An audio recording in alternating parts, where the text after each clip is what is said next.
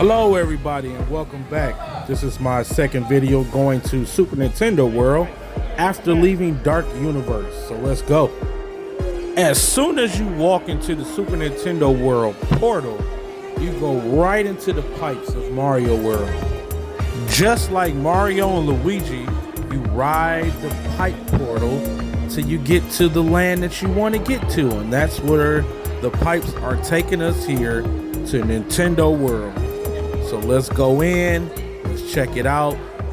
This is the grand entrance into Super Nintendo World, and I love it. I mean, when it's your first time like ours, as soon as you get to the top of those stairs and get through the pipe, you just like anxious to see this land. And it's like you walking in and you start seeing the pieces of the castle from Mario, and then you walk in and it's just like you overwhelmed with this world. Like, whoa, check it out.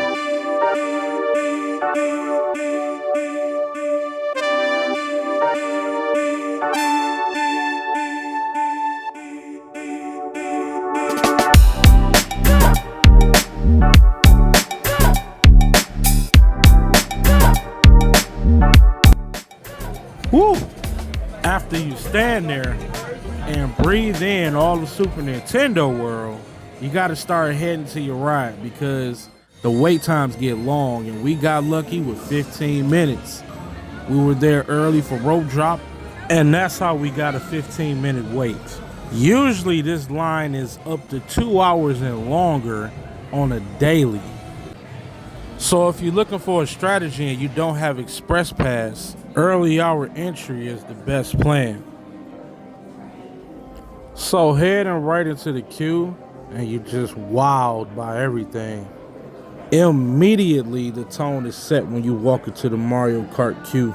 As soon as you walk in, you feel like you've stepped right into Bowser's world.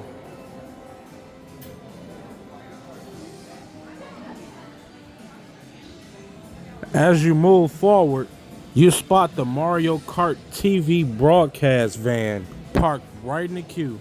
Cameras mounted, screens glowing like the race is already being watched. Then you move deeper to the trophy room, where you see gold cups and battle-worn banners just lined up on the wall. Trophies just stacked on top of each other. They letting you know it's winners up in there. It just screams winners in that room, so make sure you bring your A game.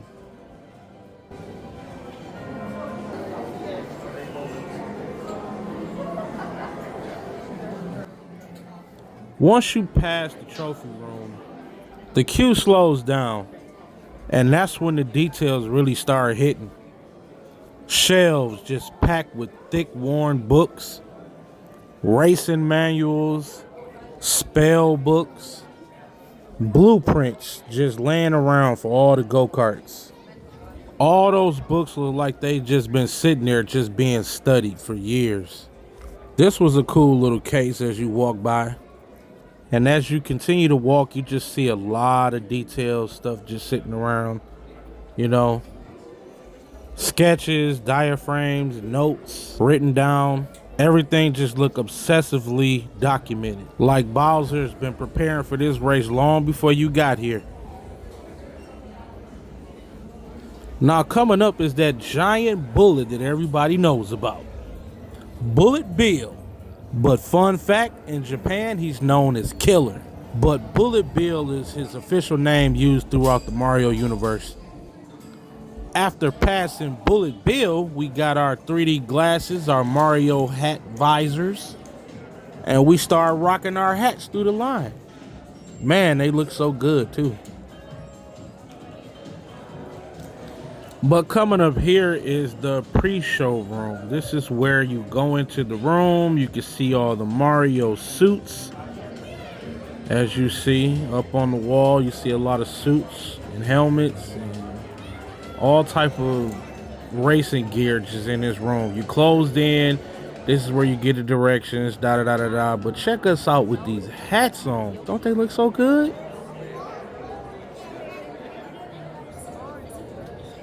Yep, I'm geared up. I'm ready to go. I'm ready to race.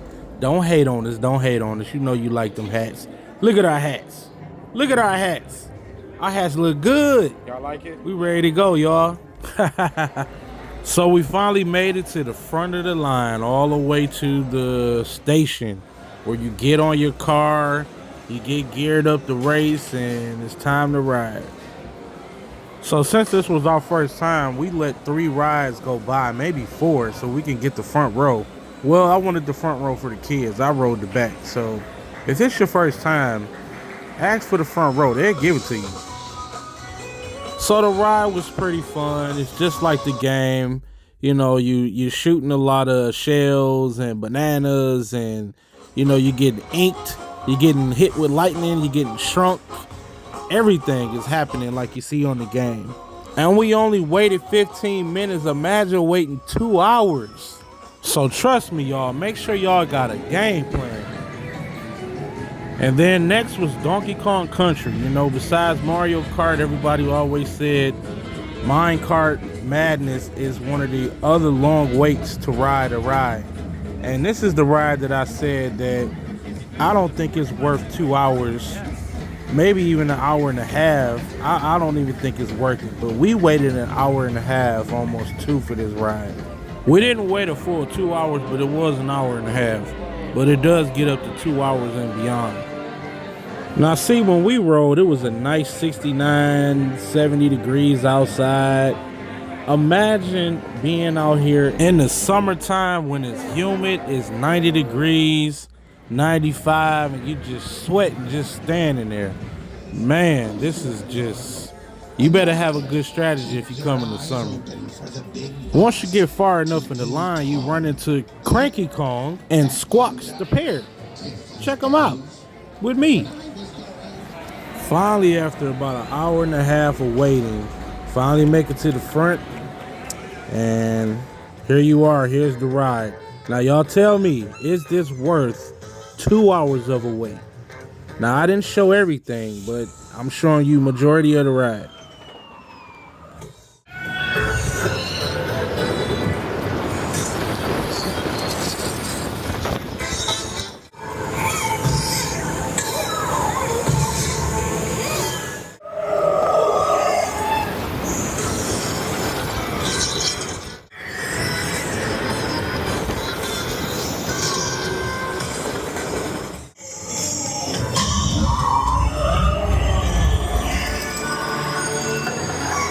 All of that for that.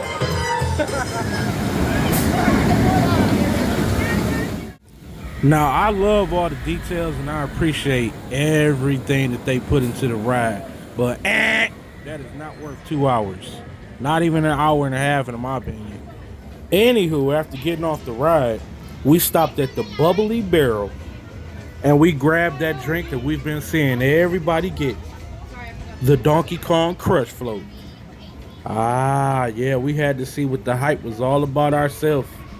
Everybody was talking about this drink in Donkey Kong Country, so we had to go get it for ourselves.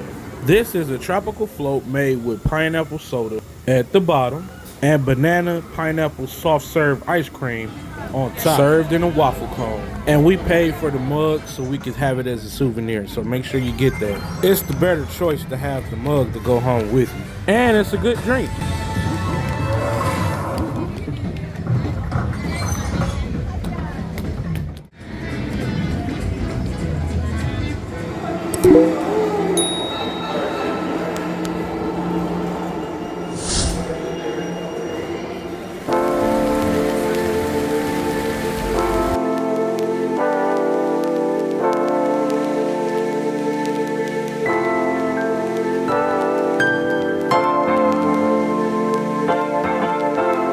So we decided to go to the Pizza Moon, one of the most talked about and popular restaurants people talk about. Now, it's not the best restaurant in Epic Universe, but when you walk in and see the place, I see why it's so popular. It's got that immersive, cosmic, outer space feel to it. Once you get in, they take your party and they point you and direct you to your table, and someone will be holding a number and they'll direct you to your table. Hello? Are you fine? Once you get to your table, you scan the QR code, order your food, and then it shows up just like this.